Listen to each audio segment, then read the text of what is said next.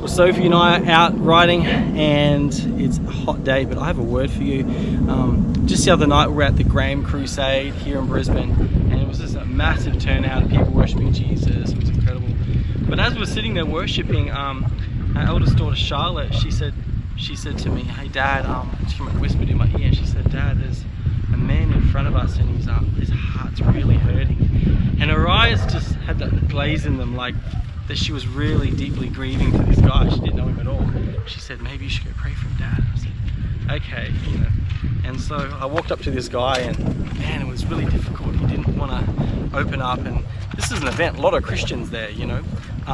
Also a lot of people that needed Jesus as well, but he was just so closed up, and instantly I felt that same thing that Charlotte felt, just that deep, like, you know, just this grief or something that his heart was feeling, began to speak and minister into that place until he began to really tear up, and I prayed for him. It was really just simple. There's a wasp. There's a wasp?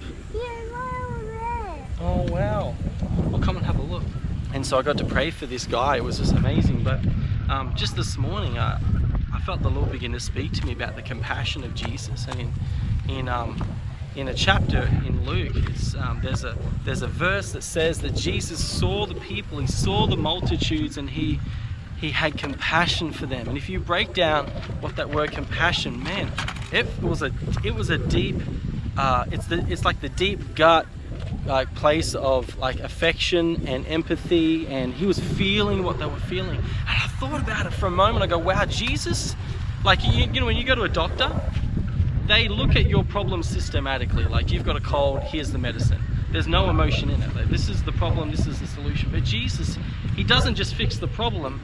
He actually wants to feel what you're feeling in the middle of that. He wants to feel the hurt. He wants to feel the pain. He wants to be there in that place with you. And I felt like God say today that he knows your pain. He knows what you're going through. He knows that stuff. He doesn't just look at what you're dealing with and go, okay, I'm gonna come and I'm gonna change it for you. He wants to be there in the midst of it. And I feel like there are people watching this today. You're feeling the grief.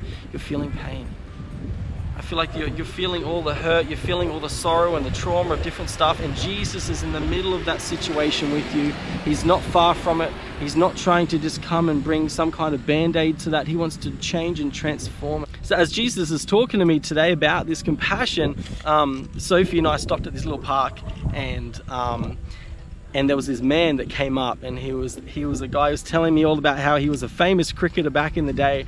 And I got to talk to this guy about Jesus, and I got to pray with him, and he felt the peace of God come over him. I said to him, you know, how do you feel? He said, I feel good now, you know. And I just felt this compassion for him when I saw him. I saw the kindness of God for him, and I feel like that God wants to not just let us know that he's kind for us and that he's in the middle of our situation, but he wants us to extend that and release it to others. So I just pray that the kindness of God would come over you today. You feel his heart even right now through this video burning for you and wanting to be in the middle of whatever you're going through right now, in Jesus' mighty name.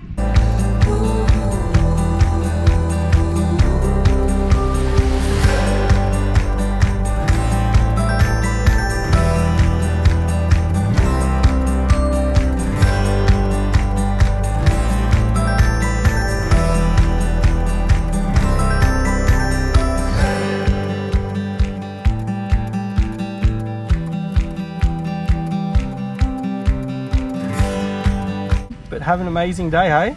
Yeah, I will now. Yeah, well there you go. I will. How do you feel? Mate, I feel terrific. Yeah? Did you feel anything then when I prayed for you? Just feel a peace, didn't you? Yeah. Yeah. Yeah, you do. Yeah. Jesus is amazing, man.